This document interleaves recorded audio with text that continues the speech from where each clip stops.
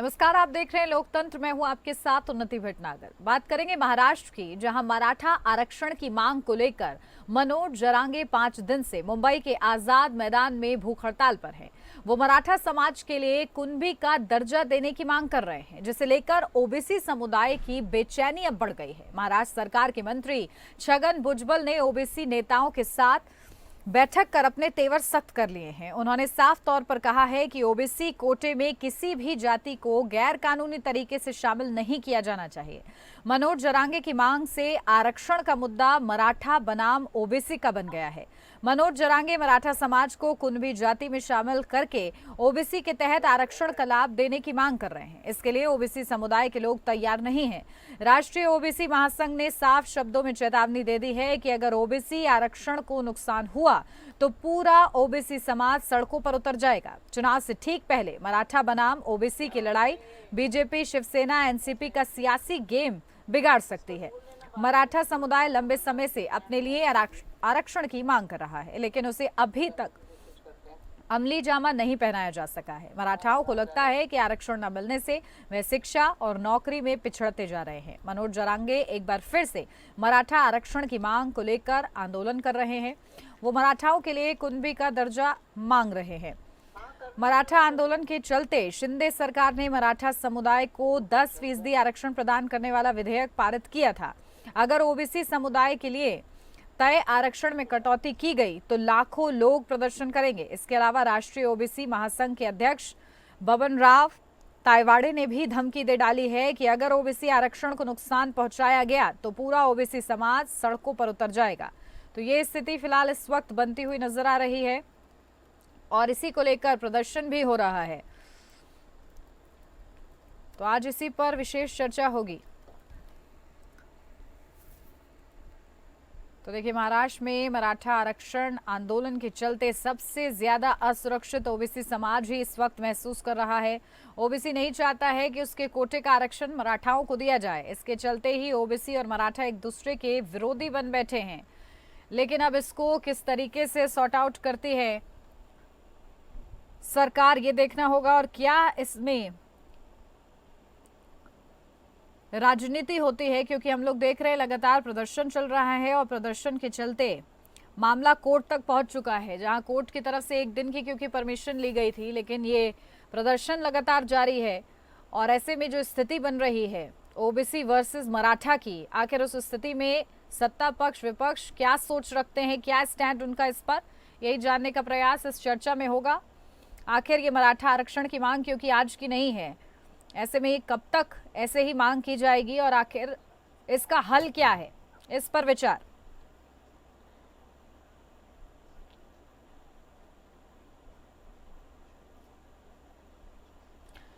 तो चलिए चर्चा की शुरुआत कर लेते हैं। खास मेहमान हमारे साथ जुड़ गए हैं, सीधा आपको रूबरू कराती हूँ। हमारे साथ डॉक्टर सीमा मलिक, प्रवक्ता एनसीपी से जुड़ गई हैं। डॉक्टर सीमा जी, बहुत स्वागत आपका। संजय द्विवेदी, प्रवक्ता शिवसेना उद्धव गुट से हमारे साथ जुड़ गए हैं। संजय द्विवेदी जी, आपका भी बहुत स्वागत है। आलोक वत्स सबसे कुछ ही देर में हमारे बीच में मौजूद होंगे, नेता बीजेपी से है वो।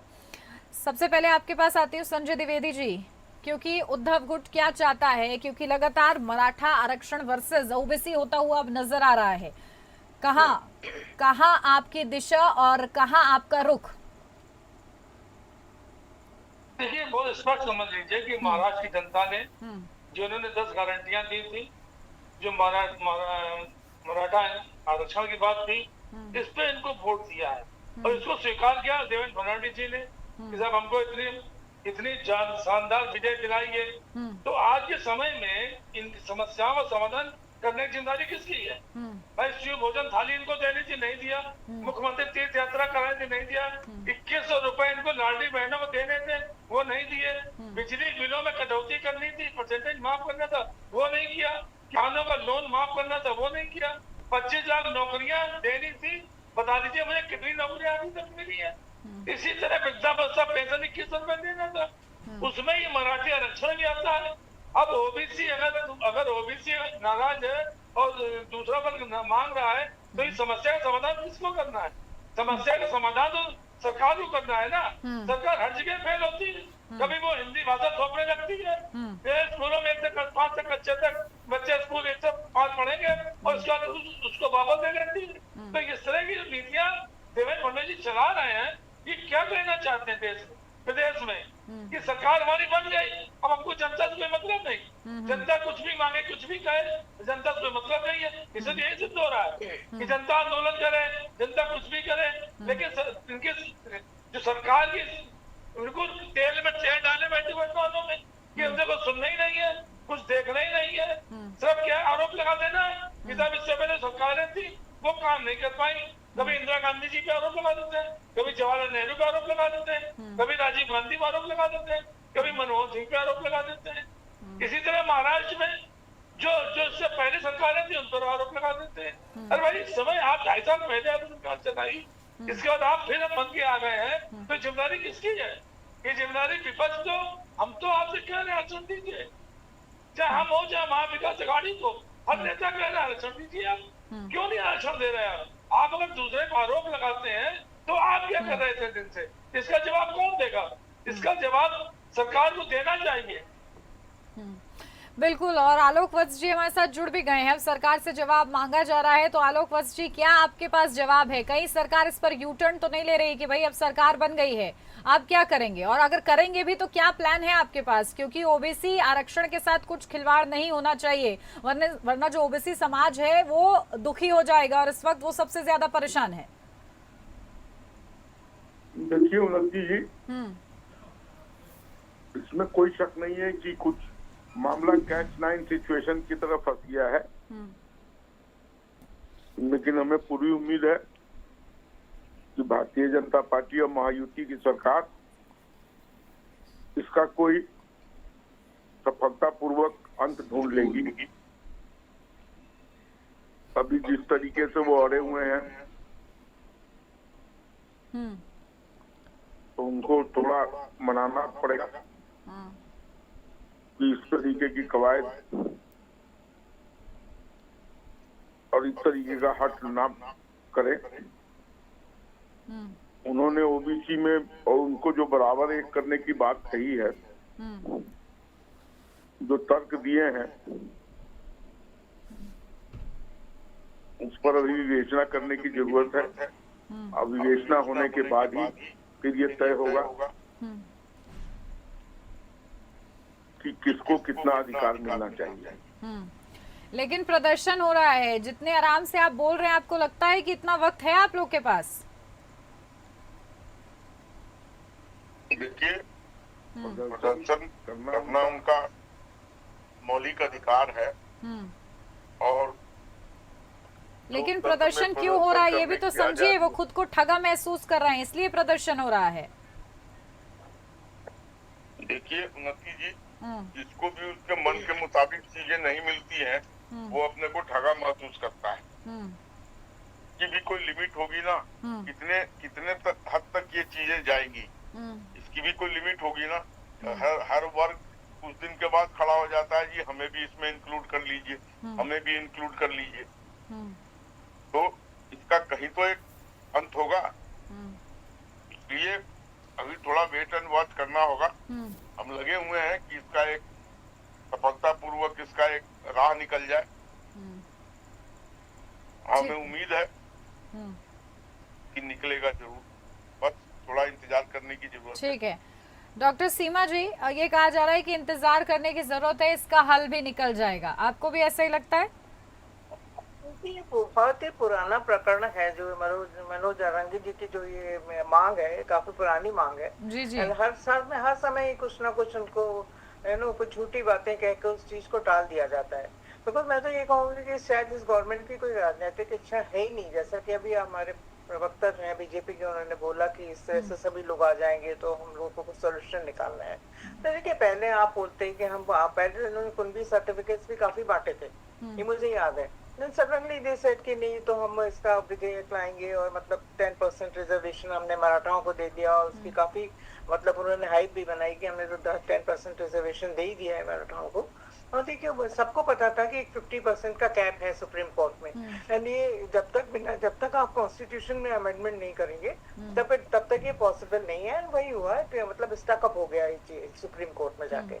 तो देखिए अगर इनकी इच्छा होती तो ये इस मैटर को पार्लियामेंट ले जाते और ये बिल बना देते। जब इनका कोई फेवर का बिल होता है तो with in you know voice voting से भी ये कोई बिल बना देते हैं। चाहे आप देख लीजिए जैसे चंडीगढ़ के मामले में हुआ था, रातों रात बिल बना देते हैं।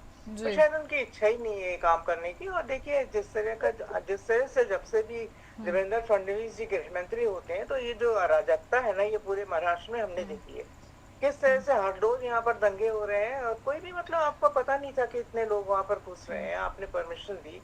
And then you should take care of them also ना, ये जो भी है आपको स्ट्रिक्ट एक्शन तो ले नहीं पाते, चाहे वो भाषा विवाद हो या जो भी हो। अल्टीमेटली कोई लॉ एंड ऑर्डर तो है नहीं महाराष्ट्र में। जब से इनकी सरकार आई है मैं तो ये साफ बात कहूंगी। और अगर आप चाहते तो आप कर सकते थे। और मैं तो हमारी जैसे लोग ने बोला है, सभी ने बोला है, माननीय सुप्रिया ताई ने भी बोला है कि जल्दी से जल्दी आपको कोई सॉल्यूशन इसका निकालना चाहिए। You should not take it so lightly, जिस तरह से आप इसको लाइटली ले रहे हो। वो लोग भी देखिए पीड़ित हैं, इसीलिए वो लोग इतना बड़ा आंदोलन कर रहे हैं। तो उनके मतलब मेरे ख्याल से कुछ करना चाहिए ना उनके लिए। आप कुछ करने ही नहीं चाहते तो क्या कर सकते हैं। आलोक वत्स जी, अमली जामा पहनाने में कितना वक्त लगता है जी? आलोक वत्स जी से मेरा सवाल है, अमली जामा पहनाने में कितना वक्त लगता है? आप लोग की मंशा पर अब सवाल उठाए जा रहे हैं कि आप लोग की मंशा ही नहीं है।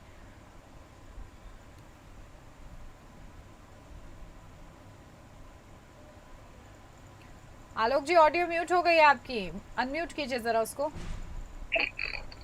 जी उन्नति जी, अगर इसकी सहमति होती है तो उतना फंड का भी तो अरेंजमेंट चाहिए। और अगर इस तरीके से कोई वर्ग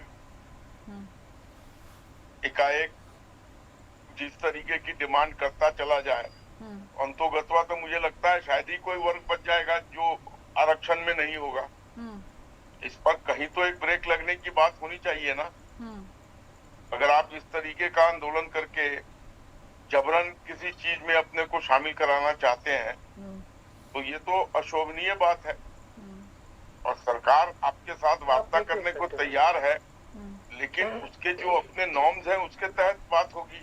अब आपने जो कह दिया उसको हम मांग ले, और हमारे कांग्रेस की साथी कह रही थी कि उसको मान लेना चाहिए, हमारी मंशा नहीं है। कांग्रेस के समय भी इस तरीके का आंदोलन हुआ था तो क्यों नहीं मान लिया था इन लोगों ने? सरकार की अपनी कुछ सीमाएं होती हैं जिसके तहत वो कार्रवाई करते हैं। और हमें पूरी उम्मीद है कि 2-4 दिनों के अंदर हम इसका एक एमिकेबल सोल्यूशन निकाल कर आगे बढ़ने की कवायद करेंगे। ठीक है संजय द्विवेदी जी, क्योंकि आप 2-4 दिनों की वो मोहलत मांग रहे हैं, 2-4 दिनों की मोहलत भी नहीं देंगे क्या? उन्नत जी, अभी देखिए फंसी ने क्या, कांग्रेस ने क्यों नहीं किया?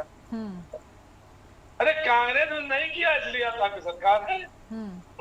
अब आपने जो चुनाव से पहले क्या क्या वादे किए थे, क्या क्या गारंटियां आपने प्रदेश जनता को दी थी, तो क्या सब झूठ बोला था, बरगलाया था क्या आपने? जनता को बेवकूफ बना दिया आपने क्या? ये ढकोसले जो नारे आपने दिए चुनाव से पहले कि नहीं था, आपने 10 लाख बहनों को ज्यादा पैसा दे दी, 1500 रुपए दे दिए थे। जब चुनाव खत्म हो गए उन 10 लाख बहनों से आपने हटा लिया कि साहब नहीं, इनको तो आपत्तिता थी, इनको नहीं देना चाहिए हमको। तो ये क्या चीज क्या दर्शाता है? ये झूठ फरेब जो जुमला ये दर्शाता है। आपको कहना चाहिए कि भाई आप तो कह दीजिए कि आंदोलन खत्म कर दीजिए, हम आरक्षण नहीं दे पाएंगे, ना ओबीसी को, ना ओबीसी से खत्म कर पाएंगे, ना हम इनको आरक्षण दे पाएंगे। आप सीधे मना कर दीजिए। आप मना भी नहीं करना है, आप मना भी नहीं करना है और आप टाल भी रहे हैं। तो कितने दिन टालें? कोई 2.5 साल पहले सरकार आपकी थी, इधर 5-6 महीने सरकार हो गई होगी, तो आखिरकार कितना बल चाहिए आपको? चलिए 2-4 दिन आप और ले लीजिए, उसके बाद क्या होगा? जब तक अभी तक आपने कोई समीकरण बनाए नहीं है, कोई अलगमी नहीं बनाया है कि हमें किस तरह से आरक्षण देना है, किससे कितना लेना है, किससे कितना लेना है, तब तक क्या हो सकता है? ये तो सूखी सूखी बातें चल रही थे प्रदेश में कि नहीं हमें करना है, ये चुनाव से पहले की गई थी। लेकिन मैं यही कह रहा हूँ, जनता को बरगला के वोट मत कीजिए। जनता एक बार वोट दे देगी, लेकिन आज की जनता सब जानती है, सब पहचानती है, सबको देखती है। अगर आपको जनता ने सम्मान दिया है तो उस सम्मान की रक्षा करने का बिल्कुल। अधिकार और आलोक आपको वत्स होता जी, है। ये बात भी समझ लीजिए कि अब आप लोग ने अगर इसको अभी भी जो आप 4 दिन की मोहलत मांग रहे हैं, अगर इसको ऐसे ही टालते रहे तो कहीं ना कहीं सियासी ताना बाना भी आप लोग का बिगड़ जाएगा।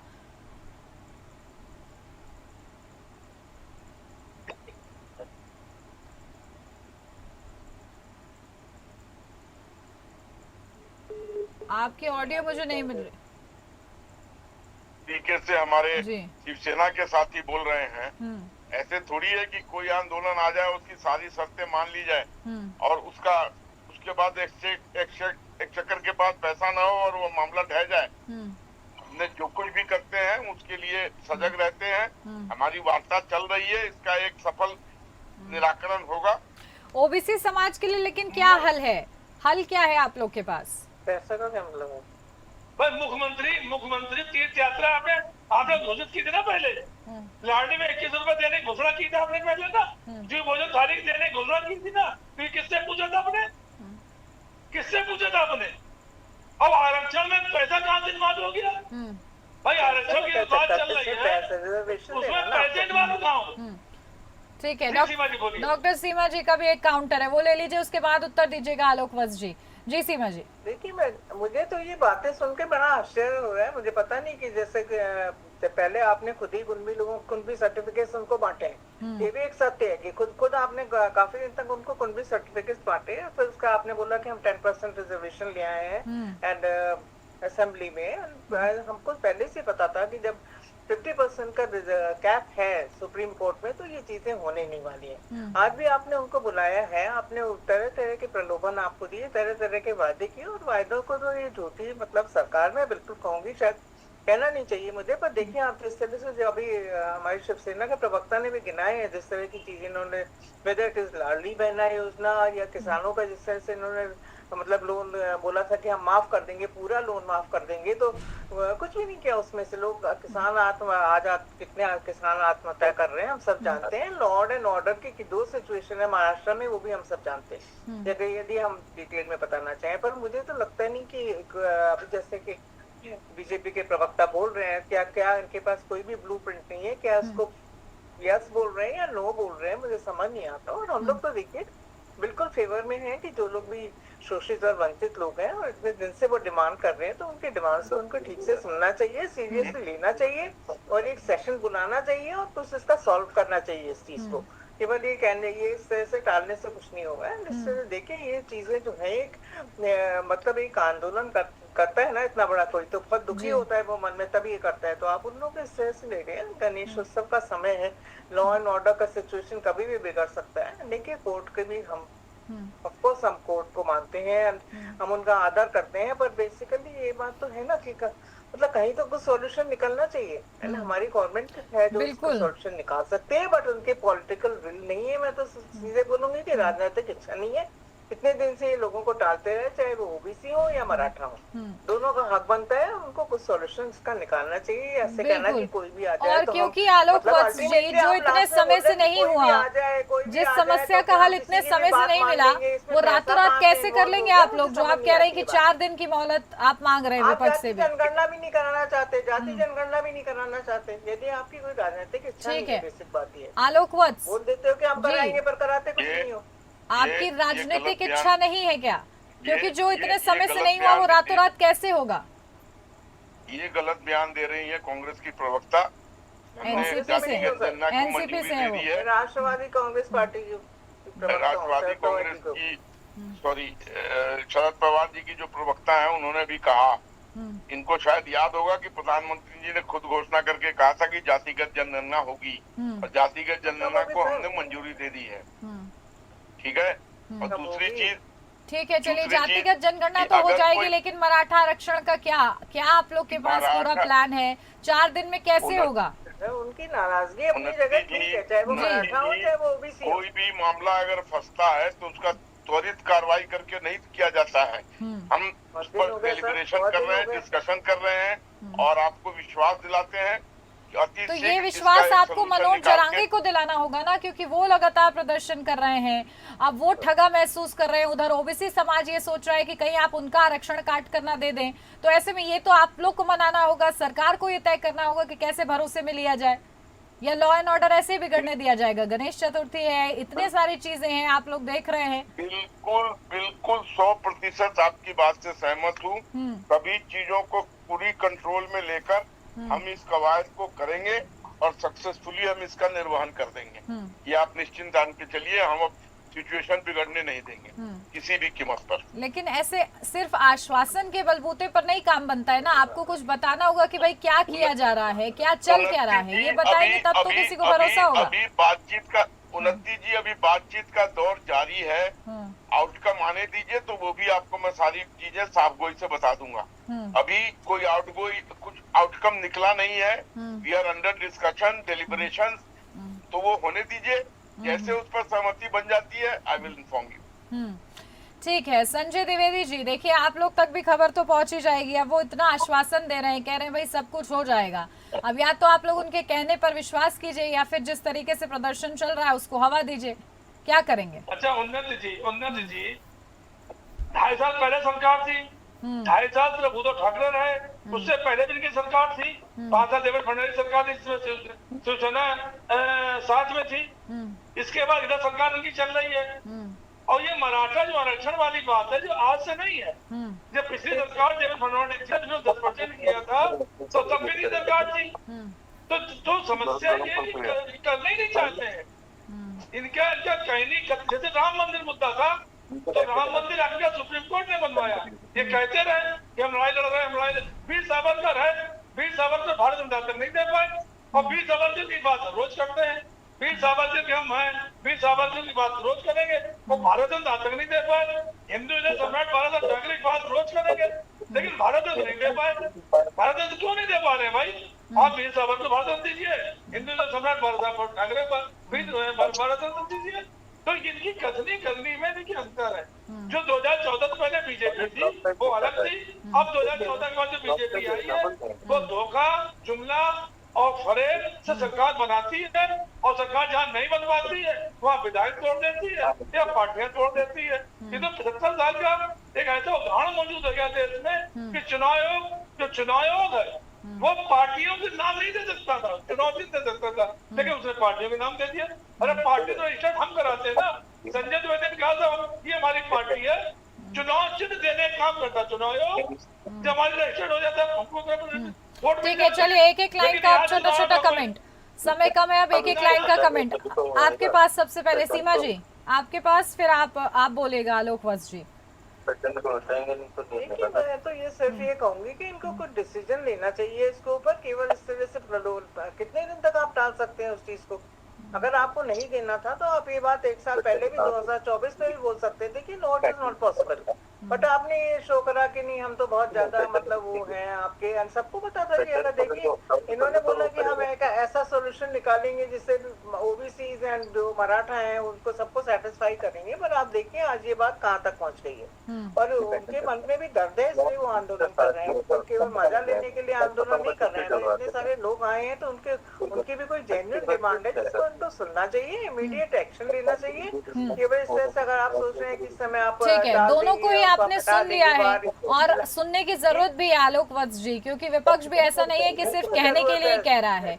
एक बड़ी चीज है क्योंकि चुनौतियां हैं आपके सामने, इसको जान लीजिए। निश्चित तौर पर उन्नति जी, हमने बहुत बाधाएं पार की है, इस बाधा को भी पार कर जाएंगे और सभी वर्ग को संतुष्ट करके ही छोड़ेंगे और कहीं कोई लॉ एंड ऑर्डर बिगड़ने नहीं देंगे। लाइए, आप तभी कर सकते हैं। आपके कथनी और करनी में फर्क बताया जा रहा है आलोक वत्स जी, कैसे इतना काम डाउन है आप, मैं तो ये सोच रही हूँ। तो क्या करें, उग्र हो जाएं, इस पर चिल्लाने लगे? नहीं, पर कम से कम एक प्लान तो बता दीजिए। चिल्लाने मत लगिए, प्लान बता दीजिए और कब तक देंगे ये बता दीजिए बस, चिल्लाइए। मैंने कहा ना, मैंने इनसे कहा है 4 दिन का समय, इस बीच में इसका निराकरण हो जाएगा।